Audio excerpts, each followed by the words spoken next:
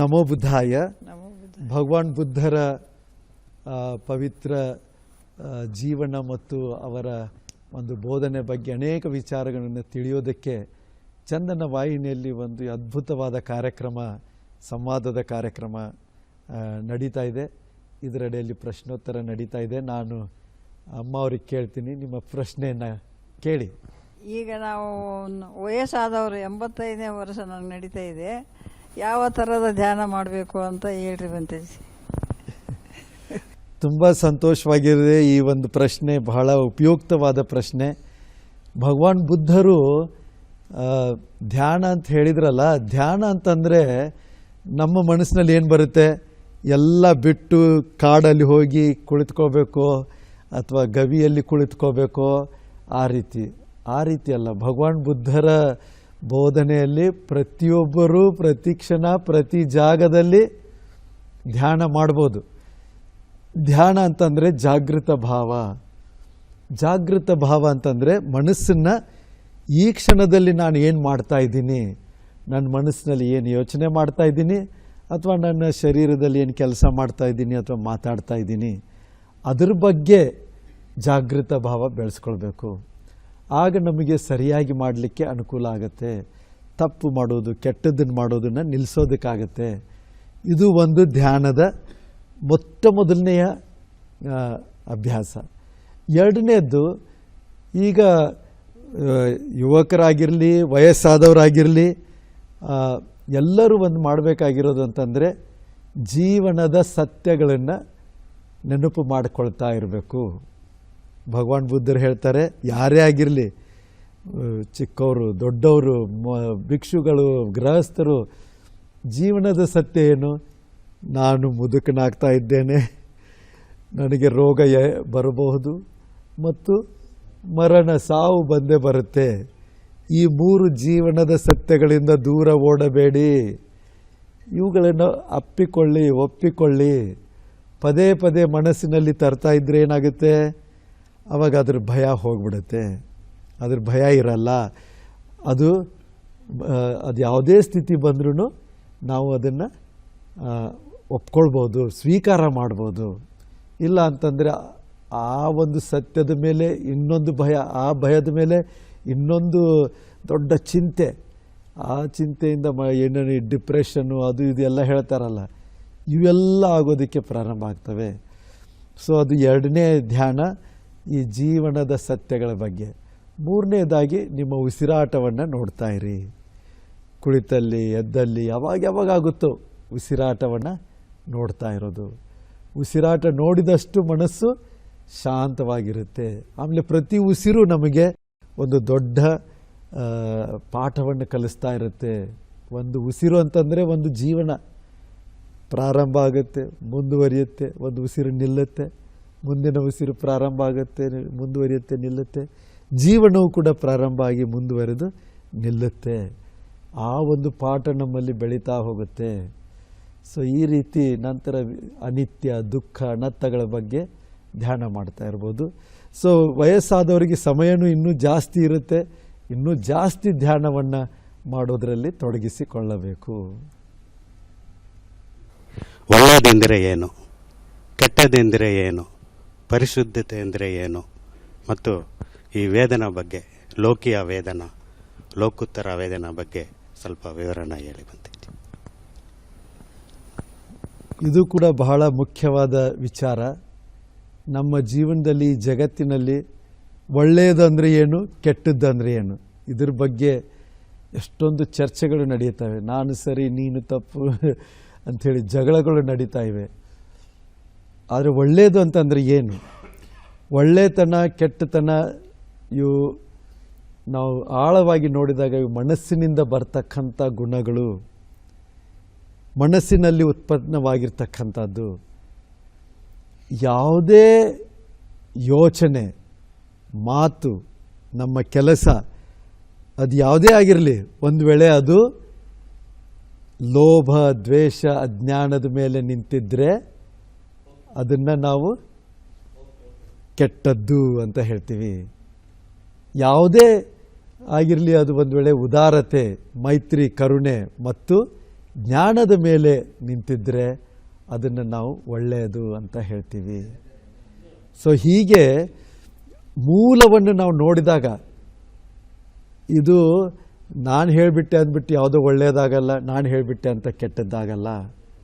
ಮನಸ್ಸಿನ ಕೆಟ್ಟತನಗಳಿಂದ, ಗುಣಗಳಿಂದ ಏನಾದ್ರು ಮಾಡಿದಾಗ ಕೆಟ್ಟದ್ದಾಗುತ್ತೆ. ಯಾಕಂದರೆ ದುಃಖವನ್ನು ತರುತ್ತೆ, ಈಗಲೂ ದುಃಖ ತರುತ್ತೆ, ಮುಂದೆಯೂ ದುಃಖ ತರುತ್ತೆ. ಇದು ಒಳ್ಳೆತನದಿಂದ ಮಾಡಿದಾಗ ಈಗಲೂ ಸುಖ ತರುತ್ತೆ, ಮುಂದೆಯೂ ಸುಖ ತರುತ್ತೆ. ಆದ್ದರಿಂದ ಒಳ್ಳೆತನ ಕೆಟ್ಟತನ ನಮ್ಮ ಮನಸ್ಸಿನ ಗುಣಗಳ ಮೇಲೆ ಅವಲಂಬಿತ ಆಗಿರ್ತಕ್ಕಂಥದ್ದು.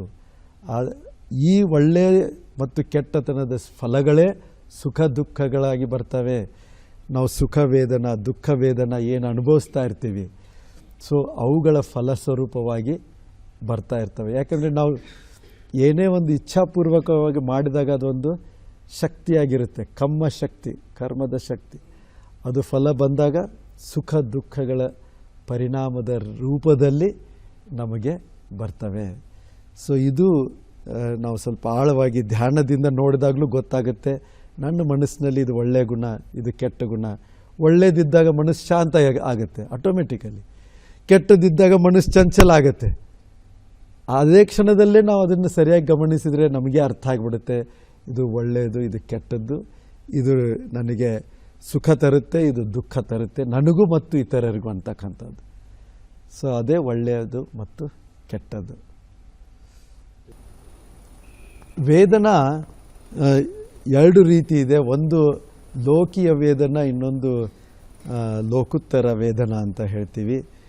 ಈಗ ನಾವು ಸಾಮಾನ್ಯವಾಗಿ ಏನೆಲ್ಲ ಅನುಭವಿಸ್ತೀವಿ, ವೇದನ ಅಂತಂದ್ರೇನು, ನಮ್ಮ ಶರೀರದ ಮೇಲೆ ಏನು ಅನುಭವ ಆಗುತ್ತೆ. ಮೂರು ರೀತಿ ವೇದನ ಇದೆ. ಒಂದು ಸುಖ ವೇದನ, ದುಃಖ ವೇದನ, ಇನ್ನೊಂದು ಸುಖವೂ ಅಲ್ಲದ ದುಃಖವೂ ಅಲ್ಲದ ವೇದನ.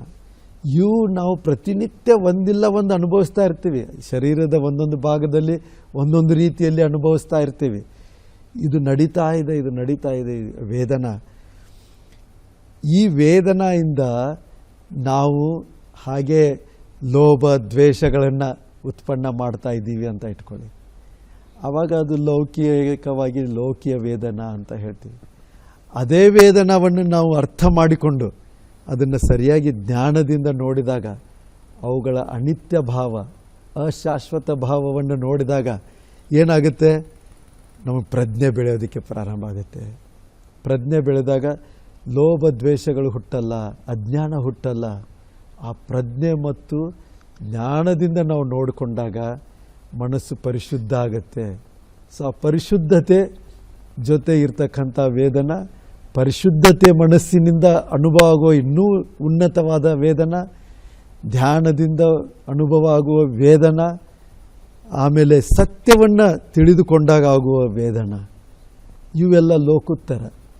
ಇವು ಲೌಕಿಕವಾಗಿ ಸಾಮಾನ್ಯ ಇದಕ್ಕಿಂತನೂ ವಿಶೇಷವಾಗಿದೆ. ಆದರೆ ಅದು ವಿಶೇಷವಾಗಿ ಮಾಡಬೇಕಂತ ವಿಶೇಷವಾದ ವ್ಯಕ್ತಿಗಳಿಗೆ ಮಾತ್ರ ಸೀಮಿತ ಅಲ್ಲ, ಎಲ್ಲರಿಗೂ, ನೀವು ನಾವು ಎಲ್ಲರೂ ಇದನ್ನು ದಿನನಿತ್ಯದ ಜೀವನದಲ್ಲಿ ಅನುಭವ ಮಾಡಬಹುದಾಗಿರ್ತಕ್ಕಂಥ ಅನುಭವ. ವೇದನ ಅಂದರೆ ಅನುಭವ, ಕೇವಲ ನೋವು ಅಂತಲ್ಲ, ಅನುಭವ.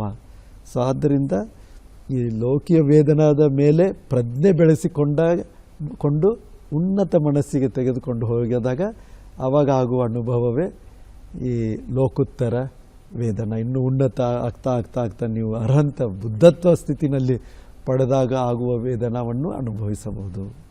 ಭಗವಾನ್ ಬುದ್ಧರ ಆಶೀರ್ವಾದ ಇಡೀ ಜಗತ್ತಿನಲ್ಲಿ ಹರಡ್ತಾ ಎಲ್ಲರೂ ಸುಖವಾಗಿರಲಿ. ನಮೋ ಬುದ್ಧಾಯ.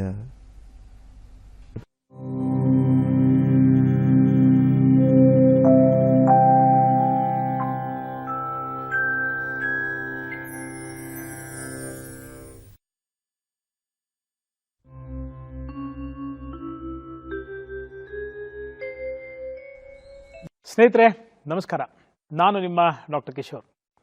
ಯಾವ ಸಮಸ್ಯೆ ಬಗ್ಗೆ ನಾನು ನಿಮ್ಮ ಜೊತೆ ಇವತ್ತು ವಿಷಯವನ್ನು ಹಂಚಿಕೊಳ್ಳಿಕ್ಕೆ ಬಂದಿದ್ದೀನಿ ಅಂತಕ್ಕಂಥ ಜಿಜ್ಞಾಸೆನ, ಸಂಧಿವಾತ, ಜಾಯಿಂಟ್ ಪೇನ್, ವಿಶೇಷತಃ ಮೊಣಕಾಲು ದೊಡ್ಡ ಸಮಸ್ಯೆಯಾಗಿ, ನೀ ಜಾಯಿಂಟು ತುಂಬ ದೊಡ್ಡ ಸಮಸ್ಯೆಯಾಗಿ ನೋವು ಬಂತು ಅಂದರೆ ಯಾವ ರೀತಿಯಂಥ ಹಿಂಸೆಯನ್ನು ಕೊಡುತ್ತೆ ಅಂದರೆ, ಸರ್ ನನಗೆ ಶೌಚಾಲಯದಲ್ಲಿ ಕೂತ್ಕೊಳ್ಳೋಕ್ಕಾಗಲ್ಲ, ಪದ್ಮಾಸನದಲ್ಲಿ ಕೂತ್ಕೊಳ್ಳೋಕ್ಕಾಗಲ್ಲ, ನೆಮ್ಮದಿಯಾಗಿ ಒಂದು ದೇವರಿಗೆ ನಮಸ್ಕಾರ ಮಾಡಲಿಕ್ಕಾಗಲ್ಲ, ನೆಲದ ಮೇಲೆ ಕೂತ್ಕೊಂಡು ಊಟ ಮಾಡಲಿಕ್ಕಾಗಲ್ಲ, ಪುಟ್ಟ ಪುಟ್ಟ ಸಮಸ್ಯೆಗಳು. ಆದರೆ ದೈನಂದಿನ ಸಮಸ್ಯೆ, ಅನುಕ್ಷಣ ಪ್ರತಿಕ್ಷಣ ಅನುಭವಿಸ್ತಕ್ಕಂಥ ಸಮಸ್ಯೆ, 4 ಜನರ ಗಮನವನ್ನು ಸೆಳೀತಕ್ಕಂಥ ಒಂದು ಸಮಸ್ಯೆ, ನಮ್ಮನ್ನು ಶಾರೀರಿಕವಾಗಿ ಅದಕ್ಕಿಂತ ಹೆಚ್ಚಾಗಿ ಮಾನಸಿಕ ರೀತಿಯಲ್ಲಿ ಆವೃತವಾಗ್ತಕ್ಕಂಥ ಸಮಸ್ಯೆ. ಅಫ್ಕೋರ್ಸ್ ವಾತವ್ಯಾಧಿಗಳಿಗೆ ಆಭ್ಯಂತರಿಕ ಚಿಕಿತ್ಸೆ, ಪಂಚಕರ್ಮ ಚಿಕಿತ್ಸೆ, ಸ್ಥಾನಿಕ ಅಭ್ಯಂಗಗಳು ಎಲ್ಲವೂ, ಆಂಗ್ಲ ಭಾಷೆಯಲ್ಲಿ ನಾವು ಹೇಳ್ತೇವೆ fight the enemy with full force ಅಂತ. ಶತ್ರುವನ್ನು ಸಶಸ್ತ್ರವಾಗಿ ಯುದ್ಧ ಮಾಡಿ ಕೊಲ್ತಕ್ಕಂಥ ಸಮರ್ಥತೆ ನಮಗಿದ್ದಾಗ ಎಂಥದ್ದೇ ಒಂದು ಶತ್ರುವನ್ನು ನಾವು ಗೆಲ್ಲಲಿಕ್ಕೆ ಸಾಧ್ಯ. ಇವತ್ತಿಗೆ ಸ್ಥಾನಿಕವಾದಂಥ ಒಂದು ಉಪಕರಣಗಳಿಂದ ಏನೆಲ್ಲ ಮಾಡ್ಬೋದು ಅಂತ ನಾವು ನೋಡೋಣ.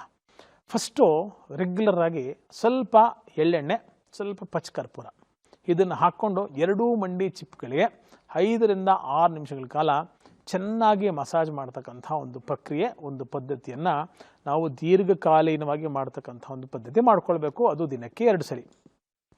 ಬಾಹ್ಯ ರೂಪದಿಂದ ಹರಳೆ ಎಲೆ ಗೊತ್ತಲ್ವಾ, ಕ್ಯಾಸ್ಟರ್ ಲೀಫ್, ಔಡಲೆಲೆ ಅಂತ ಕೂಡ ಕರಿತೀವಿ. ಔಡಲೆಲೆ, ಸ್ವಲ್ಪ ಪಚ್ಚಕರ್ಪೂರ, ಸ್ವಲ್ಪ ನಿಂಬೆಹಣ್ಣು, ಸ್ವಲ್ಪ ಬೆಳ್ಳುಳ್ಳಿ, ಸ್ವಲ್ಪ ಸೈಂಧವ ಲವಣ ಅಥವಾ ಸಿಂಧುಪ್ಪು ಅಂತ ಕರಿತೀವಿ. ಈ 5 ಪದಾರ್ಥಗಳನ್ನು ಸ್ವಲ್ಪ ಎಣ್ಣೆಯಲ್ಲಿ ಬಾಡಿಸ್ಕೊಳ್ತಕ್ಕಂಥ, ಬಿಸಿ ಬಿಸಿ ಇದ್ದಾಗ ತೆಳುವಾಗಿರ್ತಕ್ಕಂಥ ಪಂಚೆ, ದುಪ್ಪಟ್ಟ, ಧೋತಿ ಯಾವುದಾದ್ರೂ ಒಂದು ಬಟ್ಟೆಯಲ್ಲಿ ಟೈಟಾಗಿ ಕಟ್ಕೊಳ್ಬೇಕು. ಫಸ್ಟು ಕೈಗೆ ಅದನ್ನು ಇಟ್ಟು ನೋಡ್ಕೊಳ್ಬೇಕು, ಸುಡಬಾರದು ಚರ್ಮ. ವಿಶೇಷತಃ ಮಧುಮೇಹಿಗಳು ಸಂಧಿವಾತದಿಂದ ಬಳಲ್ತಾ ಇದ್ದರೆ 2 ಪಟ್ಟು ಹೆಚ್ಚು ಮುಂಜಾಗ್ರತೆಯನ್ನು ತೆಗೆದುಕೊಳ್ತಕ್ಕಂಥದ್ದು ಬಹುಮುಖ್ಯವಾದಂಥ ಸಂಗತಿ.